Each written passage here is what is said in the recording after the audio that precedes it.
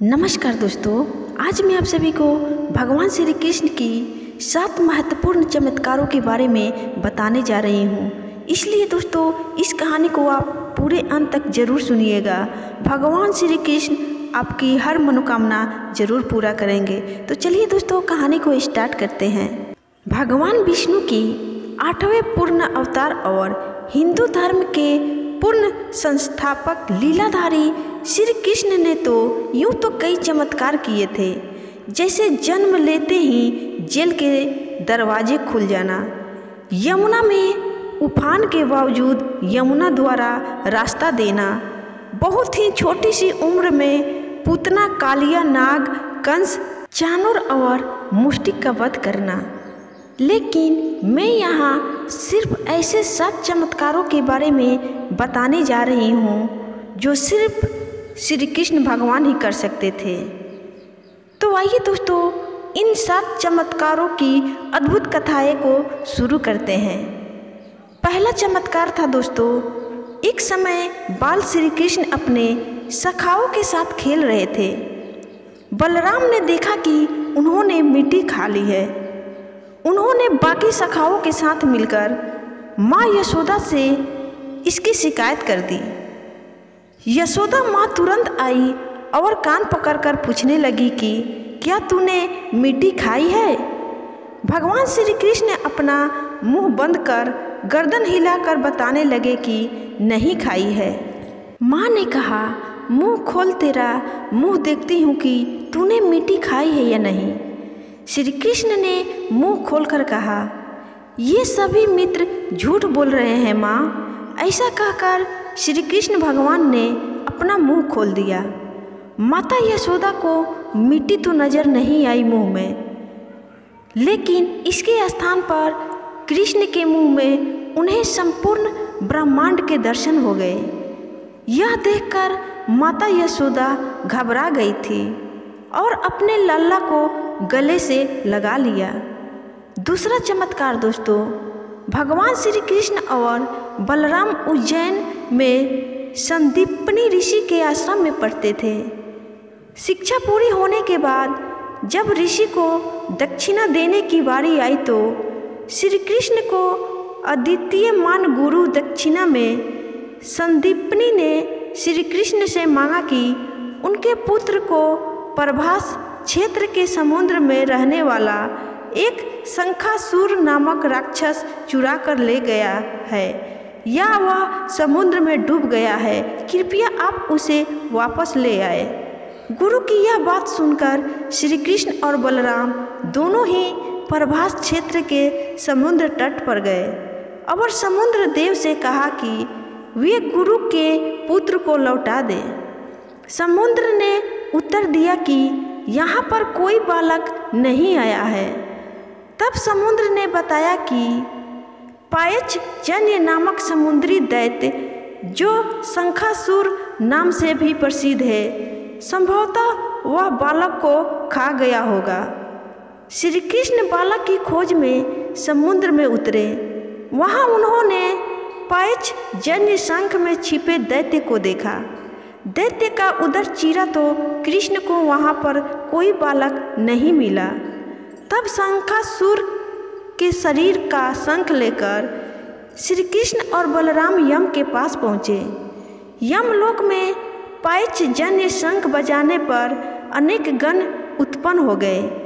यम ने दोनों भ्राताओं की पूजा करते हुए कहा, हे सर्वव्यापी भगवान, अपनी लीला के कारण आप मानव स्वरूप में है। मैं आप दोनों के लिए क्या कर सकता हूँ? श्री कृष्ण ने कहा, हे महान शासक, मेरे गुरु पुत्र को मुझे सौंप दीजिए, जो अपने कर्मों के कारण यहाँ लाया गया था। तब श्री कृष्ण अपने गुरु संदीपनी के पुत्र को लेकर उज्जैन आए और उन्होंने उनके पुत्र को उनको जीवित सौंप दिया। तीसरा चमत्कार दोस्तों, भगवान श्री कृष्ण के पहले इंद्र उत्सव नामक उत्तर भारत में एक बहुत बड़ा त्यौहार होता था। भगवान कृष्ण ने इंद्र की पूजा बंद करवाकर गोपो उत्सव, रंगपंचमी और होलिका का आयोजन करना शुरू किया। श्री कृष्ण के निवेदन पर स्वर्ग के सभी देवी और देवताओं की पूजा बंद हो गई। धूमधाम से गोवर्धन पूजा शुरू हो गई। जब इंद्र को इस बारे में पता चला तो उन्होंने प्रलयकालीन बादलों को आदेश दिया कि ऐसी वर्षा करो कि ब्रजवासी डूब जाए और मेरे पास क्षमा मांगने पर विवश हो जाए। जब वर्षा नहीं थमी और ब्रजवासी कराहने लगे तो भगवान श्री कृष्ण ने गोवर्धन पर्वत को अपनी छोटी उंगली पर धारण कर उसके नीचे ब्रजवासियों को बुला लिया। गोवर्धन पर्वत के नीचे आने पर ब्रजवासियों पर वर्षा और गर्जन का कोई असर नहीं हो रहा था। इससे इंद्र का अभिमान चूर हो गया। बाद में श्री कृष्ण का इंद्र से युद्ध भी हुआ और इंद्र हार गए।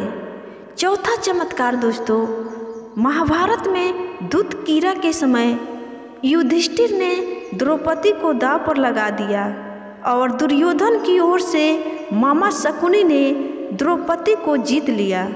उस समय दुशासन द्रौपदी को बालों से पकड़कर घसीटते हुए सभा में ले आया।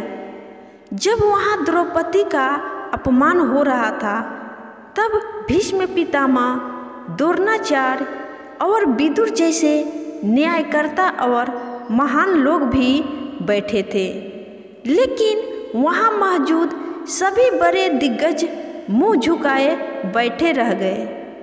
इन सभी को उनके मौन रहने का दंड भी मिला। देखते ही देखते दुर्योधन के आदेश पर दुशासन ने पूरी सभा के सामने ही द्रौपदी की साड़ी उतारना शुरू कर दी। सभी मौन थे। पांडव भी द्रौपदी की लाज बचाने में असमर्थ हो गए। तब द्रौपदी ने आंखें बंद कर वासुदेव श्री कृष्ण का आवाहन किया। द्रौपदी ने कहा, हे गोविंद, आज आस्था और अनास्था के बीच जंग है। आज मुझे देखना है कि ईश्वर है कि नहीं। तब श्री कृष्ण भगवान ने सभी के समक्ष एक चमत्कार प्रस्तुत किया और द्रौपदी की साड़ी तब तक लंबी होती गई जब तक कि दुशासन बेहोश नहीं हो गया और सभी क्षण रह गए और सभी को समझ में आ गया कि यह चमत्कार है। पांचवा चमत्कार दोस्तों, भीम का पुत्र और घटोत्कच का पुत्र बर्बरिक अत्यंत ही मायावी और शक्तिशाली था। बर्बरिक के लिए 3 बाण ही काफ़ी थे, जिसके बल पर वे कौरवों और पांडवों की पूरी सेनाओं को समाप्त कर सकते थे।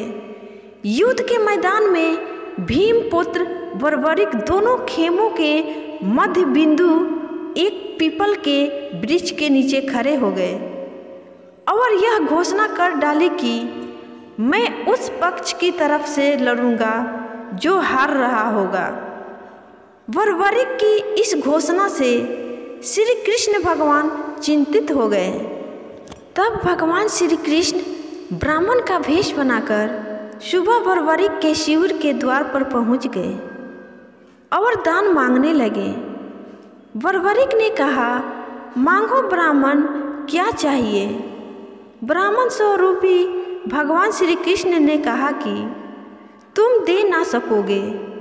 लेकिन बर्बरिक कृष्ण के जाल में फंस गए और कृष्ण ने उनसे उनका सिर मांग लिया। बर्बरिक समझ गए कि ये ब्राह्मण नहीं प्रभु हैं। उन्होंने अपना सिर दान देने से पहले भगवान से अपनी एक इच्छा प्रकट की।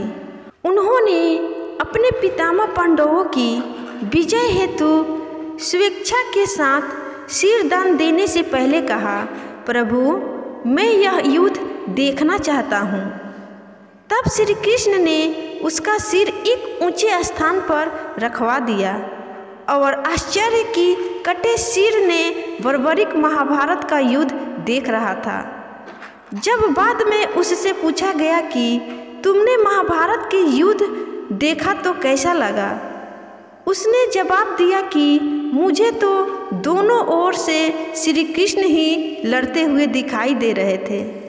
बर्बरिक की इस सिरदान बलिदान को देखकर श्री कृष्ण भगवान ने बर्बरिक को कलयुग में स्वयं के नाम से पूजित होने का वरदान दिया और आज इस कलयुग में बर्बरिक को खाटू श्याम के नाम से पूजा जाता है। छठा चमत्कार दोस्तों, महाभारत के युद्ध के दौरान अभिमन्यु का क्रूरतापूर्वक वध करने के बाद अर्जुन ने शपथ ली थी कि कल सूर्यास्त से पूर्व यदि मैं जयद्रथ का वध नहीं कर पाया तो आत्मदाह कर लूँगा। इस शपथ के बाद कौरव पक्ष ने जयद्रथ को छिपा दिया था।